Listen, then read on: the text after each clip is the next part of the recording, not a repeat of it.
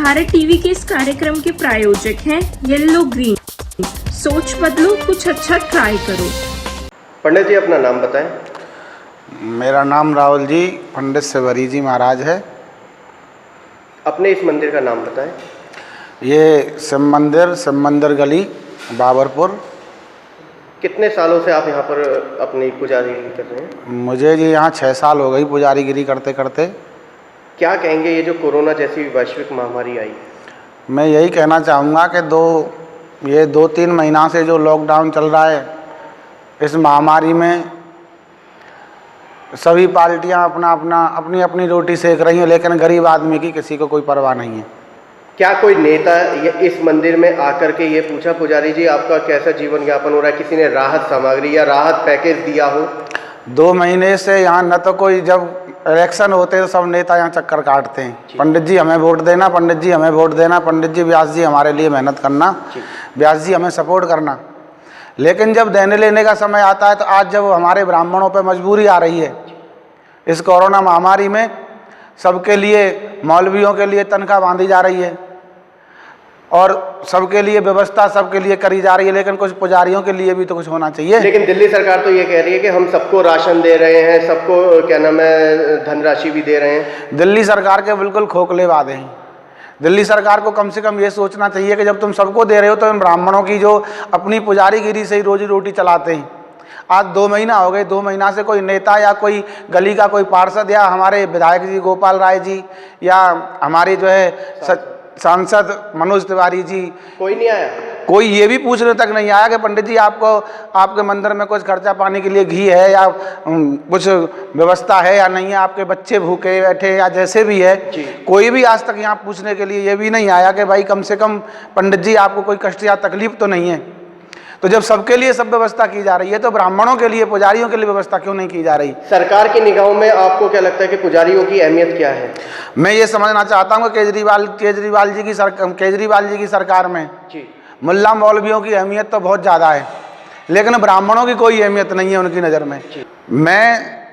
हमारे गोपाल राय जी जब चुनाव हो रहे थे तो हम लोगों के सबके बीच में आकर के मुझे भी, मेरे मंदिर में भी आए और मुझसे भी हाथ जोड़ा और बोले, बोल महाराज जी हमें भी, हम देख लो, हमें आप जिताओ, हम आपका पूरा सहयोग करेंगे। अब हमने गोपाल राय जी को वोट दिया, गोपाल राय जी को विधायक बनाया।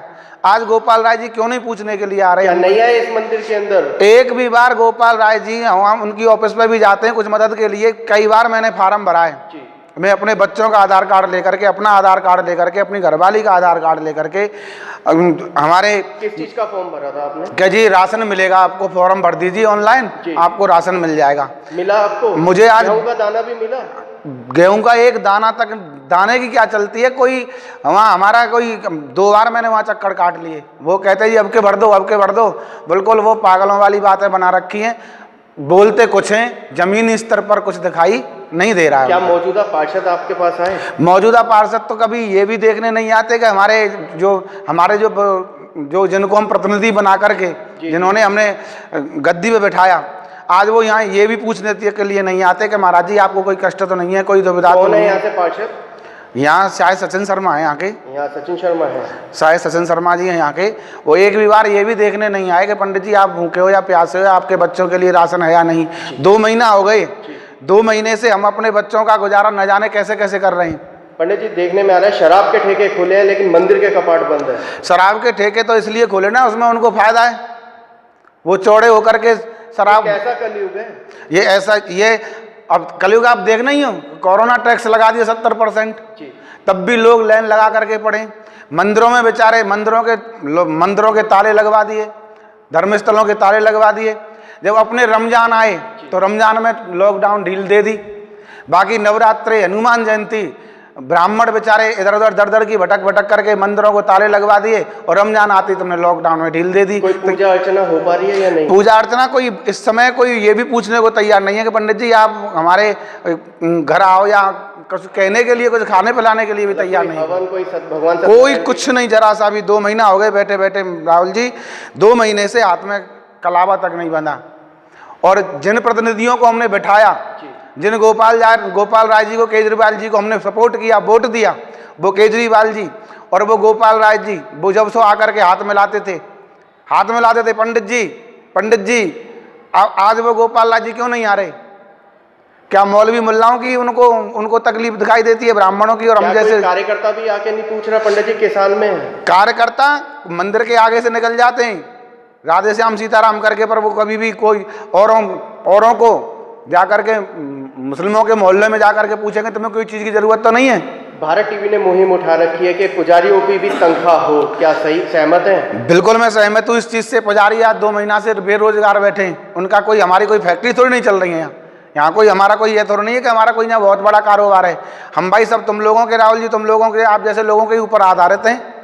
तो आज जब हमारा कोई काम नहीं चल रहा तो सरकार को हमारी मदद करनी चाहिए, नहीं करनी चाहिए?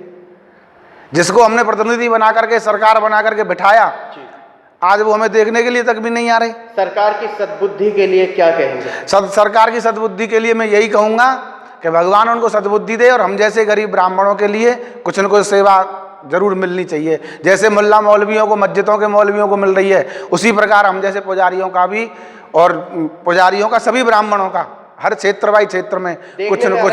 संत समाज भी बिल्कुल मौन है, गौन है, पुजारियों के लिए कोई आवाज उठाने को तैयार नहीं है। संत समाज मौन इसलिए है कि संत समाज के उनके जो बड़े बड़े मठाधीश हैं, जो बने पड़े हैं, उनके पास हम पिसते तो हम जैसे लोग पिसते हैं, जो छोटे मोटे लोग हैं, जो छोटे अपने पुजारीगिरी करके जो अपना गुजारा चलाते हैं, वो लोग। कहाँ तक ये बात सत्य है कि सनातन हिंदू धर्म को जो बचा रखा है वो आप जैसे पुजारियों ने? अगर हम जैसे पुजारी नहीं हो तो सनातन धर्म हमारा बचता ही नहीं, क्योंकि सनातन धर्म को तो लोग लुप्त करने में लगे। अभी कोई, आप एक बात समझ लीजिए, अब हाल कोई मुस्लिम की हत्या हो जाती है तो वहाँ केजरीवाल जी बहुत जल्दी पहुँच जाते हैं, 1 करोड़ दे देते हैं, 2 करोड़ दे देते हैं। किसी संत की हत्या या किसी, अब आप महाराष्ट्र में देख रहे हो क्या हालत हो रही है, वहाँ संतों की हत्या कर दी जाती है पालघर में, और वहाँ कोई आवाज़ उठाने वाला नहीं है।